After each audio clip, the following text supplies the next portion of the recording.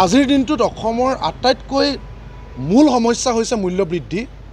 আপোনালোকে জানে যে এই চৰকাৰখনে প্ৰথম তেওঁলোকৰ এজেণ্ডাটো আছিল যে মেহেংগাই কম কৰেংগে, নৰেন্দ্ৰ মোদী ডাঙৰীয়াই কৈছিলে, আৰু অসমত কৈছিলে যে মূল্যবৃদ্ধি ৰোধ কৰিম।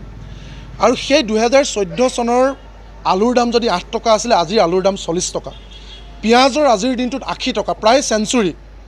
আজিৰ দিনটোত আপুনি যদি চায়, এটা কণীৰ দাম 8 টকা, এপেকেট নিমখৰ দাম 30 টকা পৰ্যন্ত, 1 লিটাৰ মিঠাতেলৰ দাম 200 টকা। আজিৰ দিনটোত শিশু খাদ্য হৰলিক্স চেৰেলেক্সৰ 30% দাম বাঢ়িছে। এটা প্ৰেছাৰৰ টেবলেট 20 টকাৰ পৰা গৈ 80 টকা হৈছে।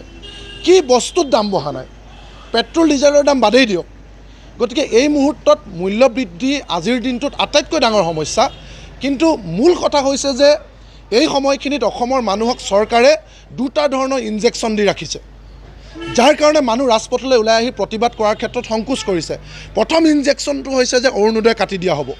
কোনোবা মানুহে যদি চৰকাৰৰ বিৰুদ্ধে আন্দোলন কৰে, তেতিয়াহ'লে তেওঁলোকক কয় তোমালোকৰ অৰুণোদয় কাটি দিয়া হ'ব, তোমালোকৰ আঁচনি কাটি দিয়া হ'ব, তোমাৰ ঘৰলৈ লেট্ৰিনটো কাটি দিয়া হ'ব। আৰু দ্বিতীয় ইনজেকশ্যনটো দিছে যে কোনোবাই কবিতা লিখিলে জেলত দিয়ে, গান গালে জেলত দিয়ে, ছবি আঁকিলে জেলত দিয়ে। তাৰ জৰিয়তে মানুহক এনেকুৱা অৱস্থা কৰিছে যে কোনোমতে 1250 টকালৈ অৰুণোদয়লৈ জীয়াই থকা পৰিয়ালটোক এতিয়া মূল মানুহজনকে জেলত দিয়াৰ ভয় দেখুৱাই দিয়ে।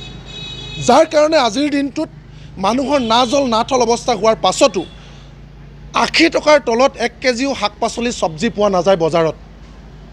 পিঁয়াজৰ দাম 100 টকা হোৱাৰ পাছতো কিন্তু মানুহ এতিয়া ৰাজপথলৈ ওলাই আহিবলৈ সংকোচ কৰে। আপুনি যদি অফ কেমেৰা মানুহক সোধে, তেওঁলোকে চৰকাৰৰ বিৰুদ্ধে চৰকাৰ কুকুৰে নোখোৱাকৈ গালি দিব। কাৰণ কিয় জানেনে? চৰকাৰকো আমি বহুত দিছোঁ, বহুত দিয়া মই হিচাপটো আপোনালোকক দেখাই দিছোঁ। অৰুণোদয় দিছে 1250 টকা। যিটো পৰিয়ালক 1250 টকা অৰুণোদয় দিছে, সেই পৰিয়ালটোক 2000-ৰ পৰা 5000 টকা স্মাৰ্ট মিটাৰ বিল দিছে। যিটো পৰিয়ালক 1250 টকা অৰুণোদয় দিছে, সেই পৰিয়ালটোক 1000 টকীয়া চিলিণ্ডাৰ গেছ কিনিবলৈ বাধ্য কৰাইছে। যিটো পৰিয়ালক 1250 টকা অৰুণোদয় দিছে, সেই পৰিয়ালটোক 100 টকীয়া পিঁয়াজ কিনিবলৈ বাধ্য কৰাইছে। যিগৰাকী বৃদ্ধ ব্যক্তিক 250 টকা বৃদ্ধ পেঞ্চন দিছে, সেই পৰিয়ালটোৱে এতিয়া 320 টকা দি প্ৰেছাৰৰ ফাইল দৰৱ কিনিব লাগে। যিটো পৰিয়ালক 250 টকা বৃদ্ধ পেঞ্চন দিছে, সেই পৰিয়ালটোৱে এতিয়া 200 টকীয়া হৰলিক্স 400 টকা দি কিনিব লাগে। 200 টকীয়া হৰলিক্সৰ বটল এটা বৃদ্ধ মানুহজনে খাওঁ বুলি ভাবিলে 250 টকাতে হৰলিক্সৰ বটলটো কিনিবলৈ নোজোৰে। সেই ধৰণেৰে চামুচেৰে দি বেলচাই দি নিছে বিজেপি চৰকাৰে। এতিয়া বিজেপিয়ে ক'ব তাৰপিছতো আমি 5খন বাই ইলেকশ্যনত জিকিছোঁ। কিন্তু আমি এটাই কথা কৈছোঁ যে আপোনালোকে অৰুণোদয় কাটি দিয়া ভয় যদি নোখোৱায়, আপোনালোকে যদি ছবি আঁকিলে জেলত দিয়া, গান গালে জেলত দিয়া, যদি এই ব্লেকমেইলিঙৰ ৰাজনীতি বন্ধ কৰে, তেতিয়াহ'লে ৰাজপথত মানুহ ওলাই আহিব আৰু বিজেপি চৰকাৰৰ বিৰুদ্ধে গৰ্জন কৰিব। গতিকে হিটলাৰে এটা কথা কৈছিলে যে তুমি জীয়াই জীয়াই এটা মুৰ্গী ধৰি আনা, আৰু জীয়াই জীয়াই সেই মুৰ্গীটো পাখি কিখিলা উঘালি দিয়া, আৰু তাৰপিছত তাক যাবলৈ দিয়া, সি ক'তো নাযায়, তোমাৰ ভৰিয়ে ভৰিয়ে লাগি ফুৰিব।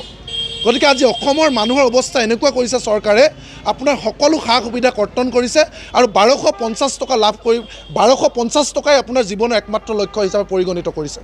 আৰু যদি আপুনি মাতে কিয় মই 80 টকা মোৰ পিঁয়াজৰ দাম হৈছে, কিয় 80 টকা চব্জিৰ দাম হৈছে, কিয় এটা ডিমৰ দাম 8 টকা হৈছে, তেতিয়া আপোনাৰ অৰুণোদয় কাটি দিম বুলি কয়।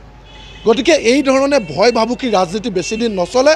আৰু অসমবাসী ৰাইজক আমি অনুৰোধ জনাইছোঁ, আপোনাৰ যদি 3000 টকা স্মাৰ্ট মিটাৰ বিল দিয়ে, 1000 টকা যদি চিলিণ্ডাৰৰ দাম কৰে, এটা যদি ডিমৰ দাম 8 টকা কৰে, তেতিয়াহ'লে 1250 টকাৰ কিবা মূল্য আছেনে? গতিকে এই কথাখিনি আপোনালোকে অনুধাৱন কৰক আৰু অনুধাৱন কৰি চৰকাৰৰ বিৰুদ্ধে এইবিলাক প্ৰশ্ন উত্থাপন কৰক।